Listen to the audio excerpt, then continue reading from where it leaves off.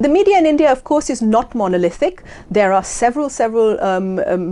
items and sources which are trying very hard to give alternative news, to fact check. There are many journalists, individual independent journalists, who are trying incredibly hard to do investigative journalism against all the odds. But the truth is, 80% of the output that I am looking at, that my colleagues are looking at, is hugely tied to government interests, and not just to the national government interests, but to the interests of parties which support the government in particular states, in vernacular languages, where a particular TV station is owned by the son-in-law of a politician who happens to have ruled in a particular state for the last 30 years or for the last 14 years. And the problem with that is that if you can't trust and don't feel that there is independence in those media, it actually reflects a lot even on the independent output, because then your trust levels go down, and it's much harder to then say, okay, this is a good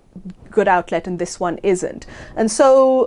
although people might blame the populace and say media literacy levels are low, I think the problem is the number of people that are putting out misinformation, that are just churning out the kind of factory-like nature of the misinformation industry in India now. So I wouldn't say that it's particularly independent.